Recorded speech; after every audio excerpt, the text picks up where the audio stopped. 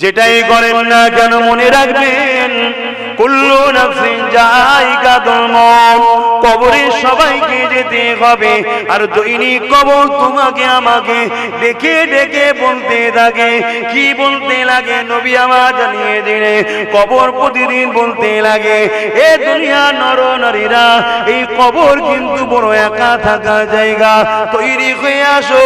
এই কবর কিন্তু মাটির ঘর, তৈরি হয়ে আসো। এই কবর কিন্তু পোকামাকড়ের জায়গা, তৈরি হয়ে আসো। এই কবরে কিন্তু তোমার সাথে কেউ থাকবে না। এ যুবকেরা, তাই দুনিয়া জিন্দেগিতে কারবার ব্যবসা বাণিজ্য করতে হবে, সবটাই নবীর সুন্নাত অনুযায়ী করতে হবে। কারণ আল্লাহ পাক কোরআনের মধ্যে জানিয়ে দিয়েছে, মা তাকুমুর রাসূল ফাখুযুহু ওয়া মা নাহাকুম আনহু ফান্তাহু। আমার নবী যা আদেশ করেছে মেনে নাও, আমার নবী যা নিষেধ করেছে ছেড়ে দাও। ব্যবসা করবেন নবীকে ফলো করে, কারবার করবেন নবীকে ফলো করে, সংসার করবেন নবীকে ফলো করে, আত্মীয়তা করবেন নবীকে ফলো করে, বড়দেরকে সম্মান করবেন নবীকে ফলো করে, ছোটদেরকে স্নেহ করবেন নবীকে ভালো ভালো করে, নামাজ পড়বেন নবীকে ফলো করে, রোজা রাখবেন নবীকে ফলো করে, হজ করবেন নবীকে ফলো করে, যাকাত দেবেন নবীকে ফলো করে, কন্যার বিবাহ দেবেন নবীকে ফলো করে, মা বাপকে ভালোবাসবেন নবীকে ফলো করে, এতিমদেরকে ভালোবাসবেন নবীকে ফলো করে, রাজনীতি করবেন নবীকে ফলো করে, দেশকে ভালোবাসেন নবীকে ফলো করে। আপনার সমাজনীতি, অর্থনীতি, রাজনীতি, পরিবার নীতি, রাষ্ট্রনীতি, সব নীতিটাই একমাত্র মডেল হবে নবী নবী নবী নবী। এই কলেমা পড়া বিশ্বাসী ইমানদার ঘরের ছেলেরা, এর বাইরে গিয়ে কখনো আল্লাহ নবী পাওয়া যেতে পারে না। লাইফটা তোমাকে তৈরি করতে হবে, তোমার রাসূল যেভাবে তৈরি করতে বলেছে ওই কাজগুলোকে তোমাকে মেনে নিতে হবে। যে কোনো তোমার নবী মেনে নিতে বলেছে ওই কাজগুলোকে ছেড়ে দিতে হবে, যে কোনো তোমার নবী ছেড়ে দিতে বলেছে এর উল্টো গিয়ে যদি আশা করো নবী আমাদের জন্য রয়েছে, অবশ্যই বোকা হয়ে বসে আছো। কিয়ামতের দিনে কিন্তু বিপদে পড়ে যাবে, কেননা কিয়ামতটা এত কঠিন হবে যে দিনে বাপ ছেলে হবে না, ছেলে বাপের হবে না, মা মেয়ের হবে না, মেয়ে মায়ের হবে না, সবাই নফসি নফসি নফসি করতে লাগবে। ওই দিনে আল্লাহ পাক বলবে, জিবরাইল আমার জাহান্নামকে নিয়ে এসে আরশের বাঁ পাশে বেঁধে দাও। 70,000 জিঞ্জির দিয়ে আল্লাহ জাহান্নামকে বাঁধা হবে। এক একটা জিঞ্জিরে 70,000 করে ফেরেশতা ধরে রাখবে। এই যুবকরা গল্প বলছি না গো, আল্লাহর কোরআন নবীর সুন্নাত নবীর বাণী বলছি। কেননা নবী আমার জানিয়েছে, নবীকে আল্লাহ পাক জানিয়েছে, ওই সময় 70,000 জিঞ্জির দিয়ে জাহান্নামকে বাঁধা হবে। এক একটা জিঞ্জিরে 70,000 করে ফেরেশতা ধরে রাখবে, জাহান্নামকে ধরে রাখতে পারবে না। জাহান্নাম লম্বা লম্বা জিভ বার করে গুনাহগার উম্মত উম্মতিদের ধরতে যাবে। গুনাহগার কারা? যারা রাসূলের হুকুমের বিখিলাফ চলে তারা, তাদেরকে ধরতে লাগবে। ওই সময়ে আল্লাহ নবী ছাড়া তোমার আমার কেউ সাহারা হবে না। সেই নবীকে ভালো করুন, সেই নবীকে ভালোবাসুন। আর সেই নবীকে ভালোবাসলে আল্লাহ খুশি হয়, কেননা নবী হলেন আল্লাহর শ্রেষ্ঠ সৃষ্টি। জোরে বলুন সুবহানাল্লাহ। তাই রাসূলকে যে যত ভালোবাসে আল্লাহ তাকে ভালোবাসে। ভাইরা নওজোয়ান তরুণেরা, জানি না আমাদের কি আল্লাহকে খুশি করার জন্য আমরা কতটা জিন্দেগিকে উৎসর্গ করতে পারবো। তবে মনে রাখবেন, এই জিন্দেগিতে যে যত বেশি আল্লাহ পাকের দাসত্ব করবে, আল্লাহ পাকের কাছে তার তত মাকাম বেশি। আমি হুজুরের ঘরের ছেলে, নবী বংশের ছেলে, অবশ্যই বংশ হওয়ার জন্য একটা ইজ্জত আছে, কিন্তু আমার থেকেও যদি এটা আম ঘরের ছেলে আল্লাহকে বেশি ভালোবাসে, আমার থেকে আল্লাহর কাছে তার ইজ্জত বেশি। এটা শরিয়ত ভাই, এটা শরিয়ত। কিন্তু হ্যাঁ, আবার আমরা যদি একটা আম ঘরের ছেলে যে ইবাদত করছে আমিও সেম করছি, কিন্তু তার থেকেও আমার ইজ্জতটা আল্লাহ বেশি করেছেন, একটু বেশি দেবেন কেন? আমার একটা বংশ মর্যাদার গৌরব আছে রাসূলের সঙ্গে সম্পর্ক থাকার জন্য। কথা বুঝে আসছে? এটা সিস্টেম। অতএব আমি কে ওটা না দেখে লাভ নেই, আমি কাকে খুশি করতে বসেছি ওটা দেখুন। আমি এখানে বসলে দুটো লোক বলবে, হ্যাঁ গা তুই ইমাম সাহেব ওখানে বসেছিলে কেন গা?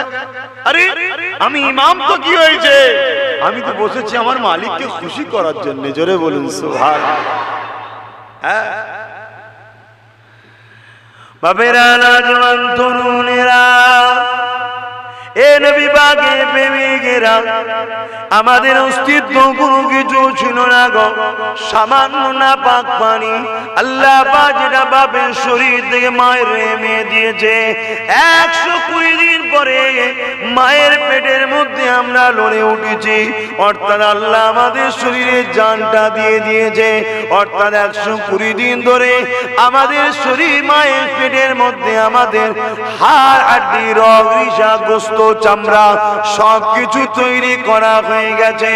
মানুষটা যখন তৈরি হয়ে গেছে, জানটা কিন্তু নাই। আমার আল্লাহ ওই যে রূহ তৈরি করেছিলেন, ওই রূহকে তখন তোমার আমার শরীরে ফুঁকে দেয়, ওই জানটা যখন আসে তখন তুমি আমি মায়ের পেটে লড়ে উঠি, তখন দুনিয়ার মায়েরা বড় আনন্দ খুশি হয়। সেই আল্লাহকে ভালোবাসে, তিনাকে ধরে, তিনাকে খুশি করার জন্য আজ আমরা এখানে জমায়েত হয়েছি।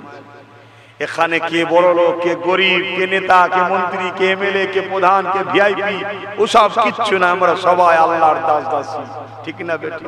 তার খুশির জন্য তরুণেরা, কখনো কি নিজেকে দেখে চিন্তা করেছেন আল্লাহ পাক আমাকে আপনাকে কতটা ভালোবাসে? যদি আল্লাহ আমাকে আপনাকে চোখ না দিত তাহলে দুনিয়া দেখতে পেতাম না, মা বাপকে দেখতে পেতাম না, স্ত্রী সন্তান বাচ্চাদেরকে দেখতে পেতাম না, স্বামী আত্মীয় স্বজনকে দেখতে পেতাম না, এই জমিনটা কেমন, আসমানটা কেমন, খাদ্যগুলো কেমন দেখতে পেতাম না। আল্লাহ পাক দয়া করে মেহেরবানি করে আমাকে আপনাকে দুটো চোখ দিয়েছে, বান্দা দুনিয়া জমিনে যা ভালো মন্দটা বুঝবি, এই চোখ দিয়ে বান্দারে মা বাপকে দেখবি, যদি কেউ মায়ার নজরে বাপ মাকে দেখি, আমি আল্লাহ জানিয়ে দিলাম তোকে আমি একটা মকবুল কবুলিয়াতের হজের সবটা দান করব। 3.5 লক্ষ টাকা হজ করতে যাচ্ছে না, গ্যারান্টি নেই কবুল হয়েছে কি কেউ বলতে পারবে? কিন্তু ঘরে মা বাপের মুখের দিকে দয়ার নজরে, করুণার নজরে, স্নেহ ভালোবাসার নজরে, ময়ার নজরে তাকালে 100% কবুল একটা হজের সওয়াব পাওয়া যায়। জোরে বলুন সুবহানাল্লাহ। কিন্তু ওই 3 লাখের থেকে 30,000 মা বাপকে দিতে পারি না, ওখানে 3 লাখ খরচ করি, কেন স্টাম্প দরকার, হাজি সাহেব কি এখানে মাকে দিলে তার হাজি সাহেব হওয়া যাবে না। দুনিয়া দুনিয়া দুনিয়া, আরে দুনিয়ার জন্য নাম কমিয়ে কি লাভ? তুমি যদি মাকে দিতে, আমি বলছি না যে হজ বন্ধ করে দাও, আমি ওটা বলছি নাউজুবিল্লাহ, কিন্তু তোমার মাকে আগে দেখতে হবে। মাকে যদি তুমি দিতে, দুনিয়ার কেউ হয়তো তোমায় হাজি সাহেব বলতো না, কিন্তু আমার আল্লাহ তোমার কপালে লিখে দিত যে এই বান্দাটার উপরে আমি রাজি হয়ে গেছি। জোরে বলুন সুবহানাল্লাহ। একটা হাজি সার্টিফিকেটটা বড় না আল্লাহ রাজি হয়ে গেছে এটা বড়? আমি বলছি না যে হজ করবেন না, নাউজুবিল্লাহ, ভুল বুঝবেন না। আমি ওই সকল মানুষকে বলছি যারা মা বাপকে দিতে কিন্তু বোধ করে, অথচ 3.5 খরচ করে হজ করতে যায়, মা বাপকেও দেয়, আল্লাহ আরো দিয়েছে, হজও করছে, আলহামদুলিল্লাহ, এ তো ডবল জিনিস পেল, আল্লাহ রাজিও হয়েছে, হাজিও হয়েছে। জোরে বলুন সুবহানাল্লাহ। এটা আরো বড় বড় যার মানুষ, জি, একটা আম মানুষের নামাজ, একটা আলেমের নামাজ। আম মানুষ নামাজ পড়েছে নেকি, আলেম নামাজ পড়েছে নামাজের সব, কিন্তু আলেম হওয়ার জন্য একটা দরজা বেশি না কম। ঠিক তেমন একটা ছেলে মা বাপকে ভালোবাসে কিন্তু হজ করতে পারে না, ও শুধু মা বাপের খাদেম, আল্লাহ তার উপরে রাজি। আর একজন মা বাপকে ভালোবাসে, হজও করেছে, এর দুটো দরজা পেয়েছে, জোরে বলুন সুবহানাল্লাহ। কিন্তু মা বাপ ছেড়ে দিয়ে আজকে অনেক হচ্ছে না, হয়নি এরকম? বাপ রে বাপ, এক বাড়িতে বা এক পেটের মধ্যে 3টে 4টে 5টার জায়গা হলো, আর একটা বাড়ির মধ্যে 2টোর জায়গা হচ্ছে না। এগুলো বাপ মাকেও একটুখানি মেনে নিতে হবে, আমাদেরও কিছু কর্মে ত্রুটি হচ্ছে। ওটা একটাই রাস্তা, আমরাও নবীকে ছেড়ে দিয়েছি, আমাদের বাচ্চাগুলোকে নবী চিনাতে পারেনি।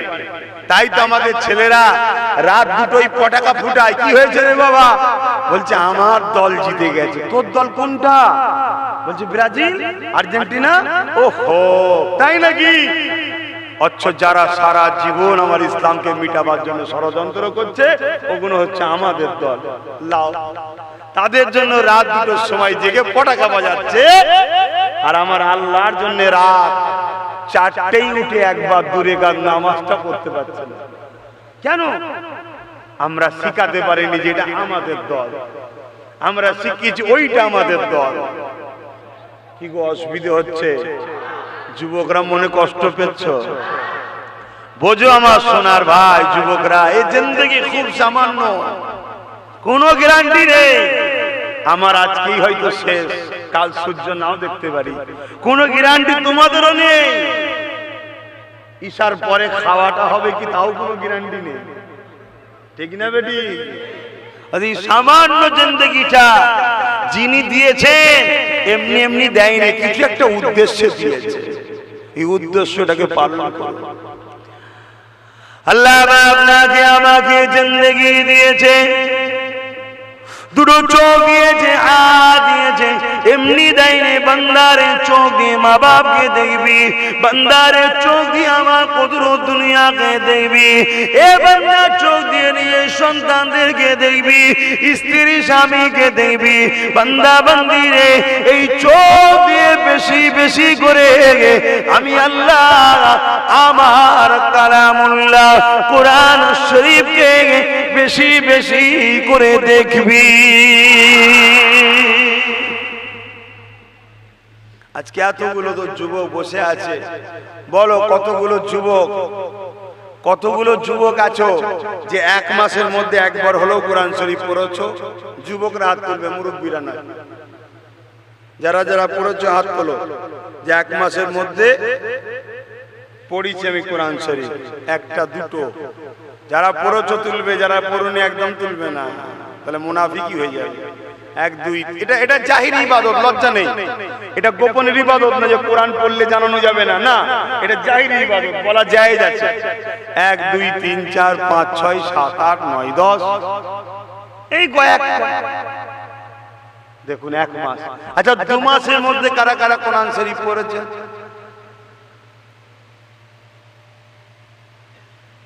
3 মাসের মধ্যে কারা কারা পড়েছেন?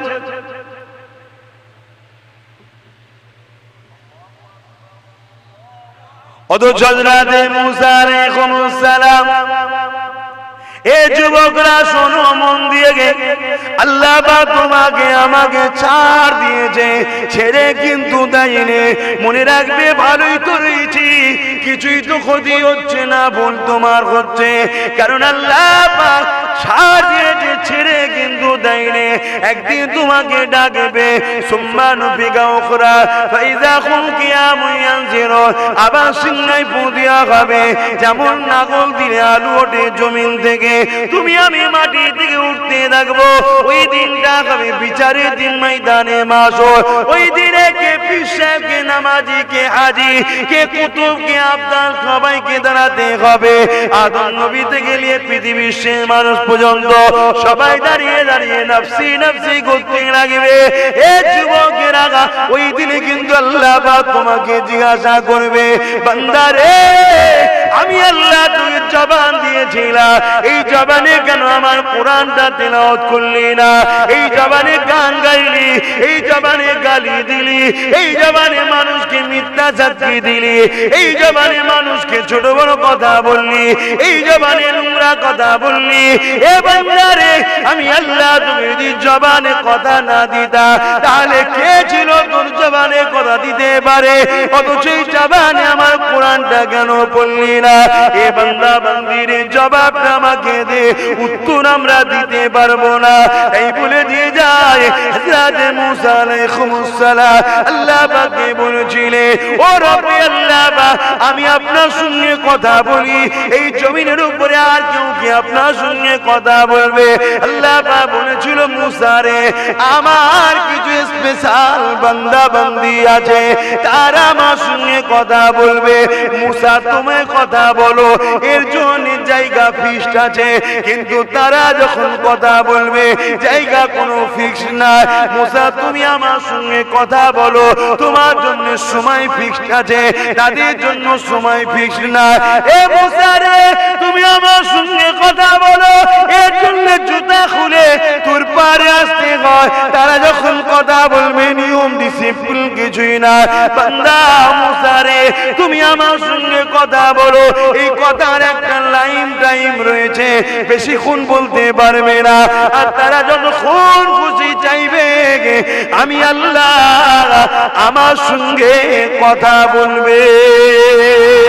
এ যুবকেরা, আল্লাহ কত ভালোবাসে তোমাকে আমাকে, শোনো। এ আমার বোনেরা, আল্লাহ কত ভালোবাসে তোমাকে আমাকে, শোনো। তোমাকে আল্লাহ সুন্দরী করেছে বেপর্দা হয়ে রাস্তায় ঘোরার জন্য নয়, আল্লাহ তোমাকে সুন্দরী করেছে তোমারও পরীক্ষা নিতে লেগেছে। বান্দি রে, তোকে রূপ দিলাম আমি, কিন্তু গুণটা তুই নিজে থেকে তৈরি করে নে। তুই যদি খাতুনে জান্নাতকে ফলো করি তাহলে খাতুনে জান্নাতের সঙ্গে জান্নাতটা পেয়ে যাবি।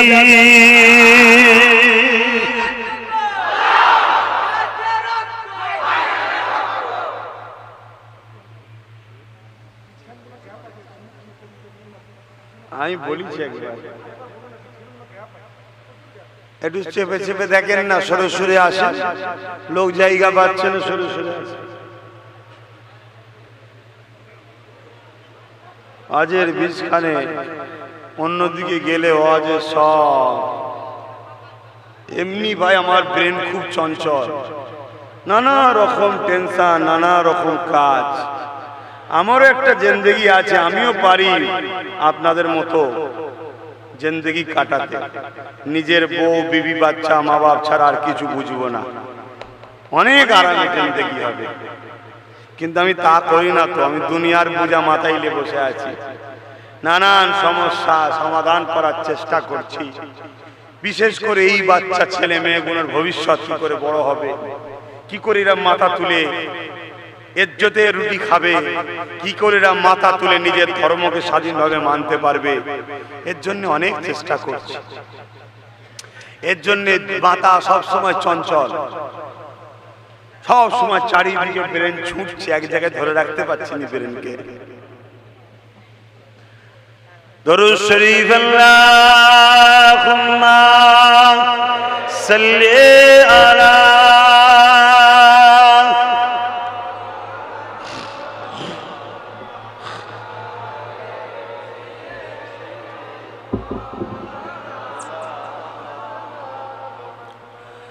তুমি শরীকহীন, তুমি মহান, বিশ্বে মালি তুমি দয়াবান। তুমি শরীকহীন, তুমি মহান, বিশ্বের মালি তুমি দয়াবান। এখনো গফার তুমি, এখনো সাতার, হাসরের দিনে তুমি হইবে কাহার। এখনো আল্লাহ গফফার, এখনো আল্লাহ সত্তার। ভুল করলে চাও মাফ করবে, হাসরের দিন কিন্তু বিচারের দিন হবে কাকা। নবীরা পর্যন্ত নফসি নফসি করবে, তুমি আমি তো কোথাকারের কে? আমি আমার কথাও বলছি, নবীরা পর্যন্ত নফসি নফসি করবে, তুমি আমি তো কোথাকারের কে? তবে হ্যাঁ, যদি প্রকৃত নবীরা আশিক হও, কোনো টেনশন নাই, নিশ্চিন্তাই থাকো, জান্নাতি হয়ে গেছে। জোরে বলুন সুবহানাল্লাহ। কোনো টেনশন নাই। কিন্তু প্রকৃত আশিক হতে পেরেছি তো? প্রকৃত আশিক কাকে বলে?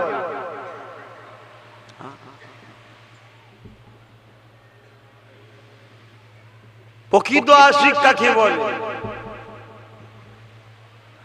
একটা মানুষকে দড়ি দিয়ে বাঁধা আছে, হাত পা বাঁধা, শিকল দড়ি দিয়ে বেঁধে রেখে বলতে লেগেছে, তোমার সাথীদের ভাগে যেভাবে শুলি দিয়ে চড়িয়ে চড়িয়ে মারা হলো, তোমাকে খুনি মেরে দেওয়া হবে। এই যুবকেরা শুলিতে আগে চড়িয়ে দেওয়া হতো, একটা ধারালো মুকুটটা চুষ থাকবে, রড থাকে বড়, পায়খানা রাস্তায় বসিয়ে দেওয়া হয়, ওটা আস্তে আস্তে গিয়ে মাথা দিয়ে বেরিয়ে যায়। এইভাবে তাকে শাস্তি দেওয়া হয়, একে বলা হয় শুলিতে চড়ানো। এইভাবে তোকে সামনে তার ভাইগুলোকে শুলিতে চড়িয়ে চড়িয়ে মেরে দেওয়া হলো। এবারে তাকে মারতে নিয়ে যাচ্ছে, হাতে দড়িগুলোকে টেনে টেনে। আর ঠিক এমন সময় তাই বলতে লেগেছে, তুমি কি চাও না ঘরে গিয়ে স্ত্রীকে নিয়ে থাকবে? তুমি কি চাও না ঘরে গিয়ে বাচ্চাদেরকে নিয়ে থাকবে? তুমি কি চাও না তুমি তোমার জিন্দগিটাকে ফিরে পাবে? তাহলে একটা ছোট্ট কাজ করে দাও, তাহলে তোমাকে আমরা আজাদ করে দেবো।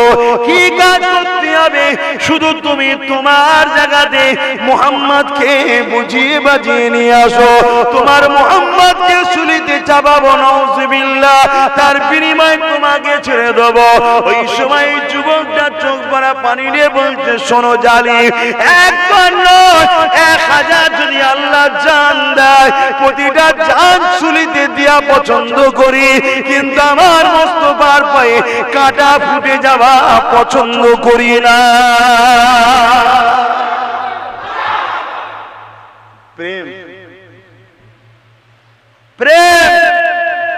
আমরা একটা কাজ ছেড়ে নবীর মাহফিলে যেতে পারি না, আমরা একটা চেয়ার ছেড়ে নবীর মাহফিলে বসতে পারি না, আমরা একটা নিজের সাথে করে নিয়ে কিছু নেই, জায়গা নেই, তো কি হয়েছে, চল এখানেই বসে যায়। যদি বলা হতো 500 টাকা দেবে যারা লাইনে বসবে, এক্ষুনি তো কাদা কাদা দেখতো না, বসে বসতে 500-র জন্য। এই কথা ভুল হচ্ছে না? তাহলে আমরা কিসের আশিক? আমার তো মাথায় ঢোকে না।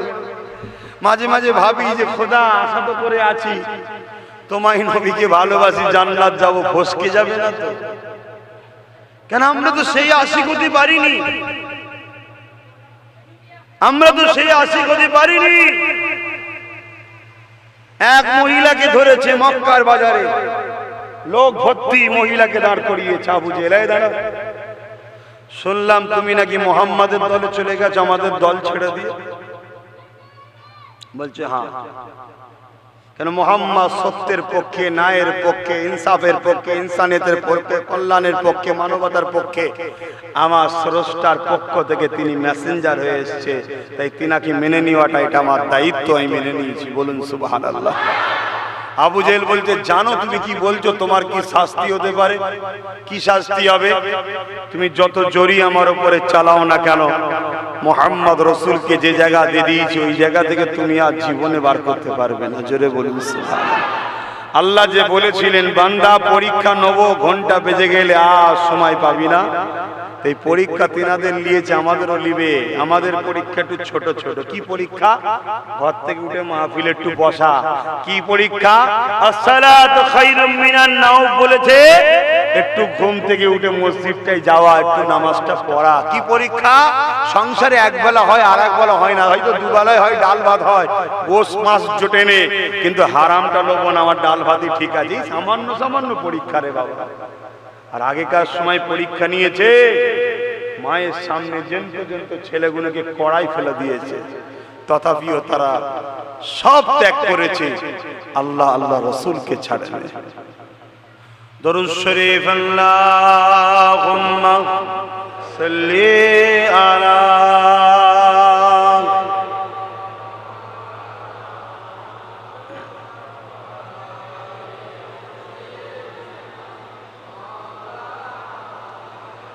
কেমন করে ডাকবো তোমায়,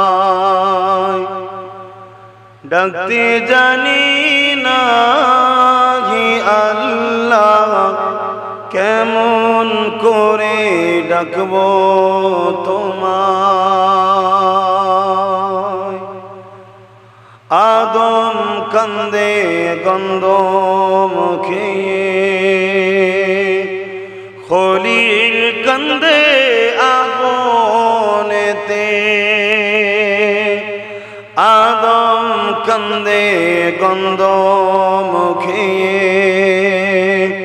খলিল কান্দে আগুনেতে,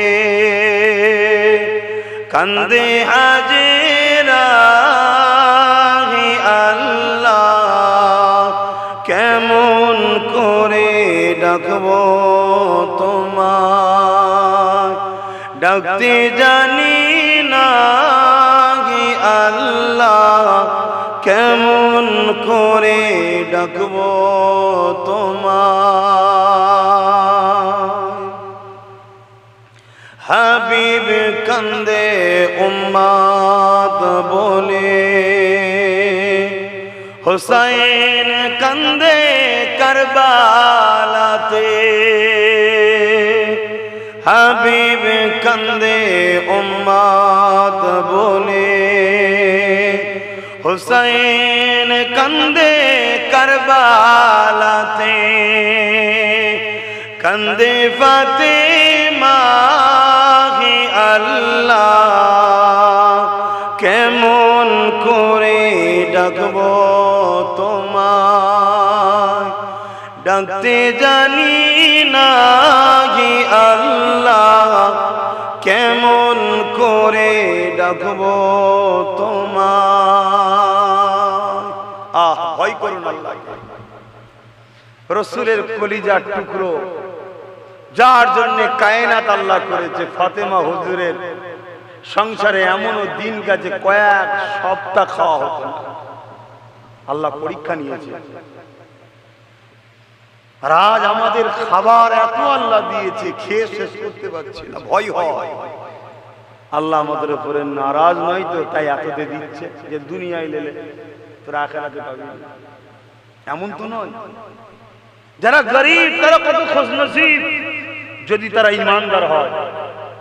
কিয়ামতের দিন গরিবদের ঘরে আল্লাহ ফেরেশতারা বলবে চলো হিসাব দেবে, চলো। গরিবরা বলবে আবার হিসাব কিসের, কিসের হিসাব দেবো? আল্লাহ তো দুনিয়ায় দেয় না কিছু, তো হিসাব আবার কিসের?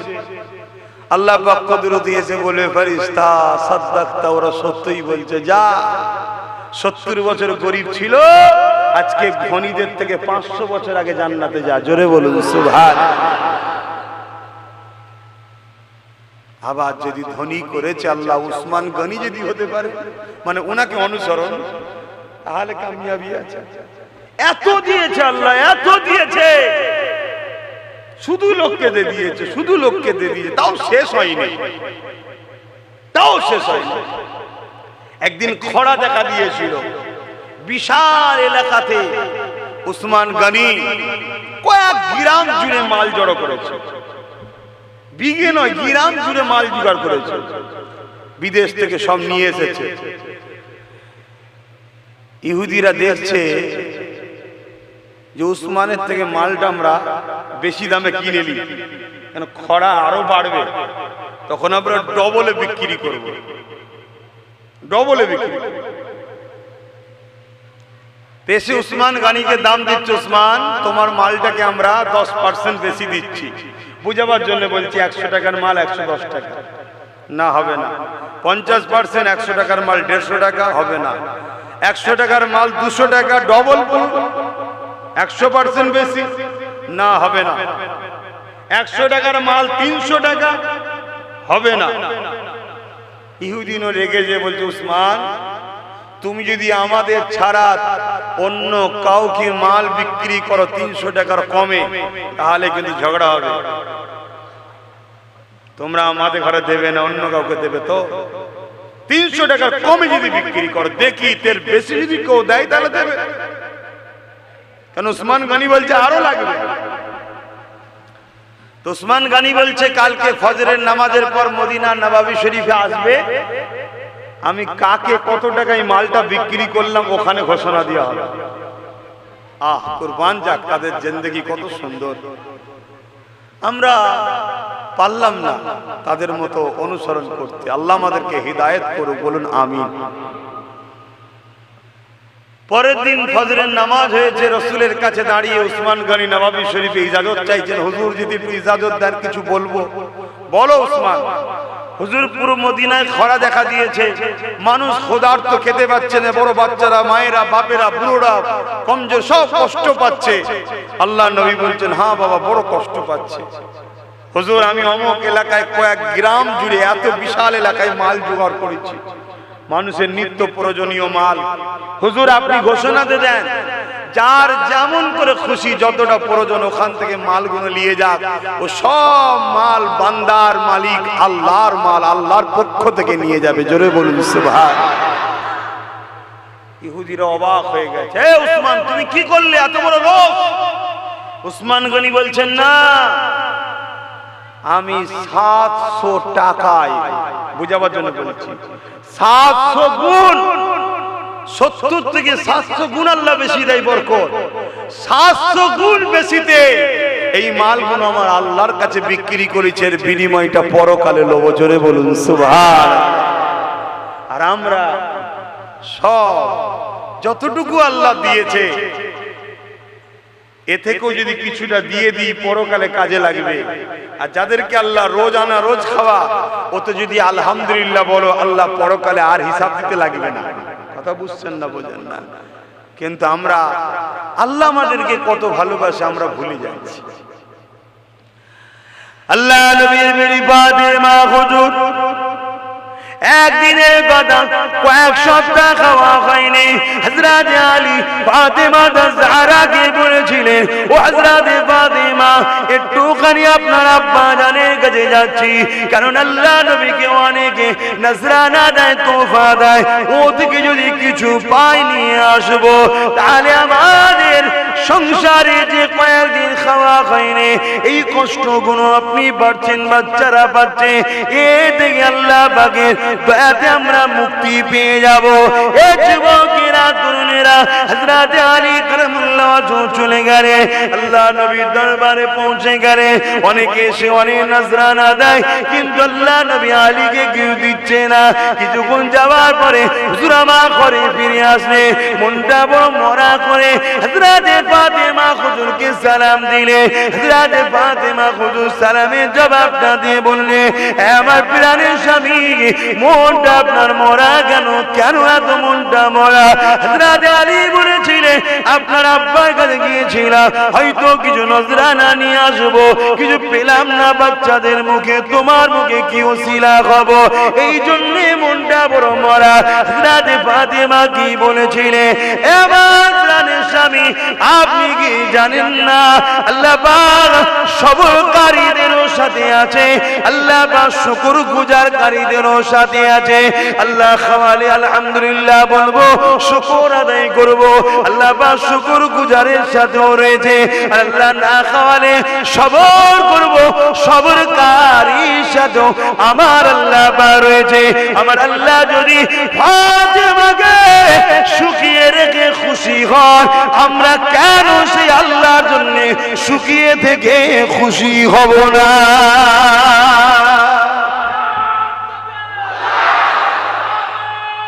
আল্লাহ কে আছে এত দয়ালু দুটো হাত দেবে? কে আছে এত দয়ালু দুটো পা দেবে? এত কিছু দিল, কোটি কোটি টাকার সম্পদ, কোটি কোটি টাকার সম্পদ, দুটো চোখের দাম, দুটো হাতের দাম, দুটো পায়ের দাম, দেখুন না, কোটি কোটি টাকা সম্পদ আল্লাহ ফ্রিতে দিল। তিনি নাই ভালোবেসে একদিন টেস্ট করেছে আমায়, আপনাকে একটু পরীক্ষা করেছে, না হয় ফাতেমাকে কয়েকদিন তিনি খাওয়াইনি। ফাতেমাকে যদি তিনি না খাইয়ে পরীক্ষা নিয়ে যদি খুশি হন, তাহলে আমরা কেন পারবো না সেই আল্লাহর জন্য না খেয়ে থেকে খুশি হতে? বলুন সুবহানাল্লাহ। ভাবু হযরত ফাতেমা জাহরা কি বলেছিলেন, এ আমার প্রাণের স্বামী, আমি আল্লাহ পাকের কাছে অনেক শুকরিয়া আদায় করি। এ জানেরা, আমার আম্মা জানেরা, দুদিনে দুনিয়ায় পড়ে আখিরাতকে হারিয়ে ফেলবেন না। আজকে বাড়ি বাড়ি লংবন্ধন ঢুকে গেল, আজকে বাড়ি বাড়ি সুদ ঢুকে গেল, আজকে বাড়ি বাড়ি নারী পরকীয়া শুরু হয়ে গেল, আজকে বাড়ি বাড়ি হারাম প্লান প্রকল্প শুরু হয়ে গেল। এই মা বোনেদের বলে দিয়ে যায়, খাতুনে জান্নাতকে ফলো করো, কারণ খাতুনে জান্নাত সমস্ত নারীদের সরদারিনী হবে গো। কিয়ামতের দিনে সবাই যখন নাফসি নাফসি নাফসি নাফসি করবে, আমার কি হবে, আমার কি হবে, ওই সময়তে আল্লাহ পাকের এক ফেরেশতা ঘোষণা দেবে, এ ময়দানে মাশরে মানুষেরা সবাই মাথাকে হাত করে নাও, মাথাটাকে নত করে নাও, জমিনের দিকে মাথাটা নিচু করে নাও, চোখগুলোকে তুলে রেখো না, মাথাটাকে হাত করে দাও, সম্মানের জন্য কাঁধ দিয়ে দাঁড়িয়ে যাও। কে যাবে, কে যাবে? এই সময় ফেরেশতারা বলতে লাগবে, আল্লাহ পাকের প্যারি বান্দি খাতুনে জান্নাত জান্নাতে যাবে। এমনি এত সম্মান পাই, আল্লাহর পরীক্ষায় তারা কামিয়াবি হয়েছে। আর আমাদের কি হচ্ছে?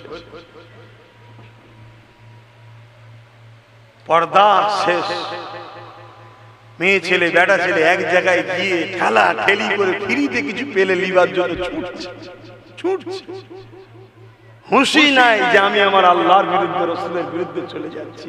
অথচ এই দুটো পা, যে পায়ে বিরোধী করছি, পাটাও আল্লাহ দিয়েছে। কষ্ট হচ্ছে, সুখের কষ্টের সংসার, তুমি তাহাজ্জুদ করে আল্লাহর কাছে বলো না। আমার আল্লাহ তো দৈনিক তোমাকে তাহাজ্জুদের ওয়াক্তে ডাকে, কে আছো, কার কি লাগবে বলো। কবুলের সময় এখন, তুমি তখন ঘরে যে হাফ প্যান্ট পরে ঘুমোচ্ছ সারা রাত টিভি দেখে, তা তোমার তো ভাই কপাল ফাটবে। যদি কেউ মনে করেন না, তারাই তো আজকাল বড় লোক দেখছি, যারা এই মডার্নের সঙ্গে তাল মিলিয়ে যাচ্ছে। বন্ধু, তুমি কাকে বড় লোক মনে করো আমি জানি না। সুখটা বড় লোক না, অর্থ থাকাটা বড় লোক আমি বুঝি না। আমি তো বুঝি সুখটা সবকিছু। ছিঁড়া কাঁথায় যদি সুখ থাকে, ছিঁড়া কাঁথা আমার ভালো। গদিতে যদি ছাড় পোকা থাকে, ও গদি আমার দরকার নেই, সারা রাত ঘুমোতে দেবে না। কি বলেন? হ্যাঁ, একটা ছোট্ট কথা বলছি শুনুন। দু বন্ধু ছিল ছোট্টবেলা থেকে পড়াশোনার লাইফে, দু বন্ধু, দুজনেই কিন্তু বড় আল্লাহকে ভালোবাসতেন। দু বন্ধু ছিল, একজন বন্ধু আল্লাহ পাকের হুকুমে রাজা হয়ে গেছে, নেতা হয়ে গেছে, বিশাল এলাকার শাহিনশাহ রাজা হয়ে গেছে। আর এক বন্ধু, সে আল্লাহ পাকের ইবাদতে এক জায়গায় ধ্যানে মশগুলে আছে। যে রাজা হয়েছে তাকে আল্লাহ অনেক দিয়েছে, আর যে ইবাদত, তার তো ঘরও নেই, দোরও নেই, গাছের পাতাতে কোনো রকম থাকে। তাই ধনী বন্ধু, রাজা বন্ধু, ও প্রতিদিন রাজ দরবার থেকে গরিব বন্ধুকে খাবার পাঠায়, একজন চাকরের মাধ্যম দিয়ে, কর্মচারীর মাধ্যম দিয়ে। তো কর্মচারী একদিন ভাবছে, আমাকে তো রোজ রাজা হুকুম করে, ওই জায়গায় যে কষ্ট করে দিয়ে এসছে, উনি রাজ গদিতে বসে আছে আরামে, আর কত আরামের গদিতে ঘুমোয়, হ্যাঁ, গোলাপের পাপড়ি ছড়ানো থাকে, হাত থাকে, কত আরাম। এগুলো রাজা দেখারে করতে হয়, বাস্তব দুনিয়ার সাথে টালি দিয়ে চলতে দেখাতে হবে। কারণ এখন মানুষ নেই, মানবে না। এখন যদি আমার দেশের বা কোনো দেশের যদি কেউ ছিঁড়া ফাটা কাপড় পরে যদি দেশের কেউ নেতা হয়, তাকে লোক গুরুত্ব দেবে না, ঠিক না বেটি? এখন যদি আগে পিছু 10টা গাড়ি থেকে সে চোর হলো, বলবে নেতাজি জিন্দাবাদ। কি এখন এগুলো চলছে, কথা বুঝে আসছে। একটা বিচার যখন কেউ করতে বসবে, আজি ছিঁড়া ফাটা ধুলো বালি মাখা নোংরা কাপড় পরে বসে, লোক কি কেউ গুরুত্ব দেবে? রাজার একটা শান থাকবে, শানটা কতটা তার নফস ভোগ করছে ওটা আল্লাহ জানছে। কিন্তু ওই শানের মধ্যেও যদি সে আল্লাহকে ভয় করে চলে, তাহলে সে কামিয়াবি হবে। জোরে বলুন সুবহানাল্লাহ। বুঝাবার জন্য বলছি, বেশি দিন তো যেতে হবে না। এখানে অনেক ছেলে দেখেছে আমার মেজে হুজুর পীর কেবলাকে আল্লাহ তো বাদশা করেছিল, বাদশা, কথা বুঝছেন না? এখান থেকে 2-3 কিলোমিটার লাইন লেগে যেত মুসাফা করে লোক টাকা দেবে বলে, কিন্তু অনেকে দেখেছে। তারপরেও কিন্তু উনি কি ওই টাকার দিকে তাকিয়ে থাকতো? কোথায় যেত, কে নিয়ে যেত, কারা দায়িত্বে রেখেছে, কি হতো, কোনো ধান্দাই নেই। উনি ধান্দায় আছে আমার আখিরাতটা কি হবে। জোরে বলুন সুবহানাল্লাহ। ভাইরা আমার, নিজের চোখে দেখা মানুষ যাকে পেয়েছি তার কথা বললাম। তুই একদিন আল্লাহর ওলি রাজাটা যে, তিনিও তো আল্লাহর ওলি, ওই রোজ চাকরটা ভাবে উনি আরামে বসে থেকে আরামে শুয়ে থাকে, আমার কষ্ট কি বুঝবে। একদিন রাজা বলেছে, তুই আজকে ভালো করে সেজে বুঝে ফ্রেশ হয়ে আয়, আমার গদিতে তুই আজকে শুবি। আয়। ও তো খুশিতে বাগে বাগ, রাজা সেই গদিতে শোবো। যে দেখছে বিরাট আতর খুশবু, গোলাপ, গোলাপের পাপড় ছড়ানো যায়, বিশাল ফুলের টুল সাজানো, বিরাট ব্যাপার। যে খুব খুশিতে শুয়ে আছে। রাজা মশাই এমন সময় আসছে, উঠতে গেছে, উঠবে না, শো, আমি তোমায় হুকুম দিচ্ছি, কোনো ভয় নেই, তুমি শো। তবে একটা কথা আমি তোমায় বলবো, ওই কথাটা শোনার পরে যদি লড়েছ তাহলে জাল্লাদকে দিয়ে তোমাকে কতল করা হবে। কথাটা শোনার পরে সারা রাত এখানে শুয়ে থাকতে হবে। কি কথা? একবার উপর দিকে তাকাও, উপর দিকে তাকিয়ে দেখতে ঠিক ওর বুকে সোজা দুদিকে ধারাওয়ালা তরোয়াল সরু সুতোতে ঝুলছে। রাজা বলে দিয়ে চলে গেল। ফজর হয়েছে, সবাই উঠেছে, ও উঠেছে, নামাজ পড়তে এসেছে। রাজা মশাই নামাজ পড়েছে, জিজ্ঞেস করছে ঘুম কেমন হলো? বলছে রাজা মশাই আমার ছিঁড়া কাটা ঠিক ছিল, সারা রাত ঘুমাতে পারি না, আল্লাহ কখন না পরে কখন না দুটুকরো হয়ে যায়, কখন না পরে কখন না দুটুকরো হয়ে যায়। রাজা বলছে শোনো, তুমি আমার গদি দেখেছো, তুমি গদিতে শুয়ে তরোয়ালটাকে জানা ভয় করেছো, ওই গদিতে বসে আল্লাহকে তার থেকে বেশি আমি ভয় করি। জোরে বলুন সুবহানাল্লাহ। অতএব ধনী হলেই যে খারাপ আমি ওটা বলছি না, তার চলনে, তার কাজ কামে, তার ভাষাতে, তার আখলাকে পাওয়া যাবে। কাউকে কখনো জুলুম করে না, পয়সার গরম দেখায় না, দেখেছিস আমায় চিনিস, দেখবি কি করতে পারি, এরকম কখনো করে না। কথা বুঝে আসছেন? জানবেন এই লাইনে আছে। আর একটু না হতে না হতে বাপ রে বাপ, ও পিক কার গায়ে ফেলের হুঁশ নাই। কি আছে না? না, রাস্তার ধারে কোনো গরিব গেলে এমন চাকা মারলো গাড়ি, ছিটকে তার একদম গা আমায় ভর্তি করে, আবার কিছু বললে নেবে মারবে, বলারও লাইন নেই। কি গো, কাঁচা পয়সারা হয়ে গেলে হয় না, হয় না, ওই তাহলে শেষ হয়ে যেতে। হাসেন আল্লাহ আমাদের হিসাব নেবে। দুনিয়ায় আল্লাহ আমাদেরকে চার দিয়েছে, ছেড়ে কিন্তু দেয়নি। হযরত খাতুনে জান্নাত একদিন আবার দিনা সংসারে দে কয়েকদিন খাওয়া হয়নি। হযরত আলী নবী দরবারে বসেছিল, নবী দরবার থেকে এসে খাতুনে জান্নাতকে জানিয়েছে, ও হযরত খাতুনে জান্নাত, আপনার আব্বাকে একজন সাহাবী একটা খাসি বকরি নজরানা দিয়েছে, কয়েকদিন তো আমাদের সংসারে কিছু খাওয়া হয়নি, আপনি যদি গিয়ে ওই বকরিটা নিয়ে আসে তাহলে আমাদের বাচ্চাদের নিয়ে খানাটা দানের সুবিধা হবে। হযরত ফাতেমা তো জাহরা আব্বার কাছে গিয়ে ব্যাপারটা খুলে বলল, আব্বা জান বকরিটা আমাদের করে দিন, আমরা নিয়ে যে খাওয়া দাওয়াটা করব। আল্লাহ নবী বলেছিল, এ হযরত ফাতেমা, বেটি ফাতেমা, তুমি কি বকরি চাও না আমি তোমাকে দুটো দোয়া শিখাবো, যার বিনিময়ে আল্লাহ পাকের কাছে আরো প্রিয় হয়ে যাবে। হযরত ফাতেমা তো ক্ষুধার্ত অবস্থাতে কি উত্তর দিয়েছিলে, আব্বা জান আমি বকরি খাসি চাই না, আমি ওই দোয়া চাইতে চাই যেটা করলে, কাজ করলে আল্লাহ পাকের কাছে আরো প্রিয় হওয়া যাবে।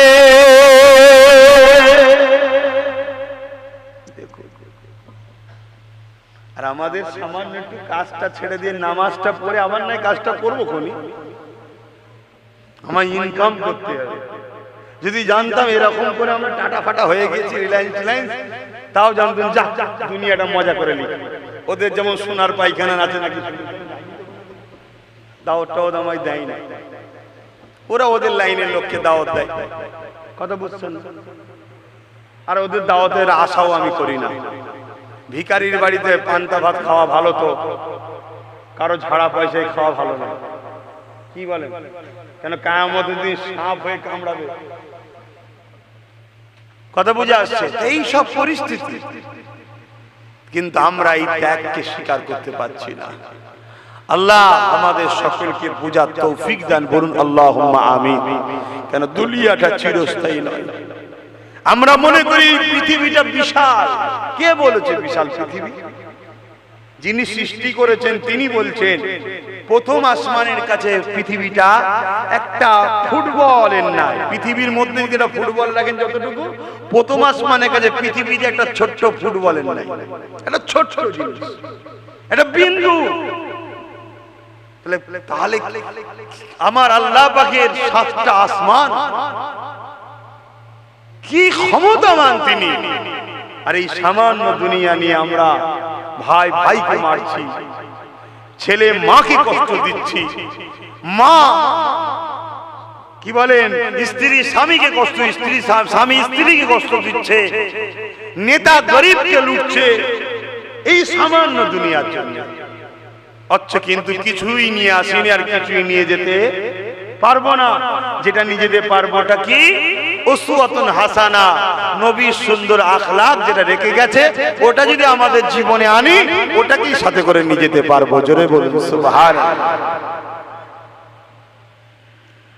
আল্লাহ পাক আমাদেরকে পরীক্ষা নেবে। সাহাবা হুজুরদের পরীক্ষা নিয়েছে, পীর মাশায়েখদের পরীক্ষা নিয়েছে, ইমামদের পরীক্ষা নিয়েছে। হযরত ইমামে আযম নু'মান বিন সাবিত আবু হানিফা হুজুরকে রাজা একটা বিষয়কে জোর করে হালাল করার চেষ্টা করেছিল, যে তুই ফতোয়া দে এটা হালাল।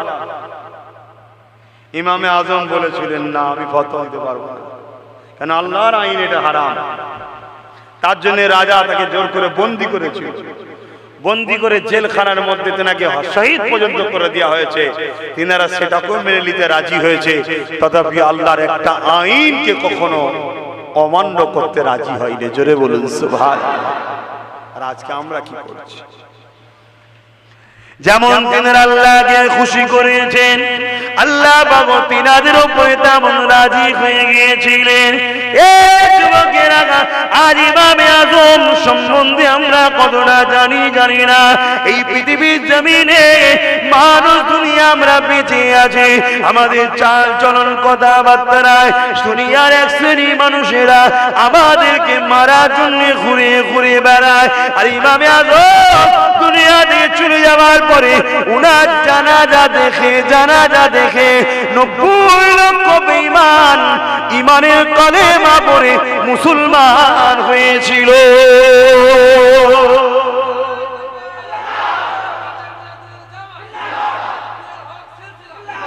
দেখুন কেমন মানুষ তিনারা।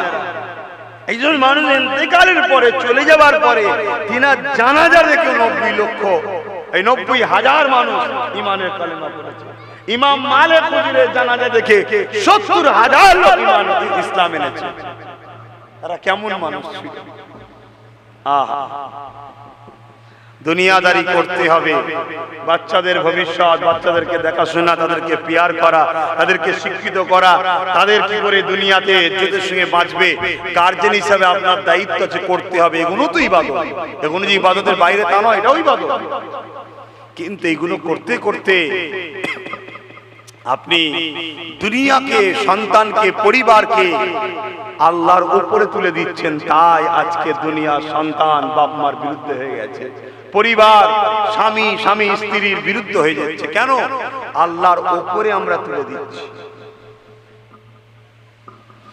যেটাই করেন না কেন মনে রাখবেন কুল্লু নাফসিন যায়িকাতুল মউত, কবরে সবাইকে যেতে হবে। আর দৈনিক কবর তোমাকে আমাকে ডেকে ডেকে বলতে থাকে। কি বলতে লাগে? নবী আমার জানিয়ে দিলে কবর প্রতিদিন বলতে লাগে, এ দুনিয়া নর নারীরা, এই কবর কিন্তু বড় একা থাকার জায়গা, তৈরি হয়ে আসো। এই কবর কিন্তু মাটির ঘর, তৈরি হয়ে আসো। এই কবর কিন্তু পোকামাকড়ের জায়গা, তৈরি হয়ে আসো। এই কবরে কিন্তু তোমার সাথে কেউ থাকবে না। এই যুবকেরা, তাই দুনিয়া জিন্দেগিতে কারবার ব্যবসা বাণিজ্য করতে হবে, সবটাই নবীর সুন্নাত অনুযায়ী করতে হবে। কারণ আল্লাহ পাক কোরআনের মধ্যে জানিয়ে দিয়েছে, মা তাকুমুর রাসূল ফাখুযুহু ওয়া মা নাহাকুম আনহু ফান্তাহু। আমার নবী যা আদেশ করেছে মেনে নাও, আমার নবী যা নিষেধ করেছে ছেড়ে দাও।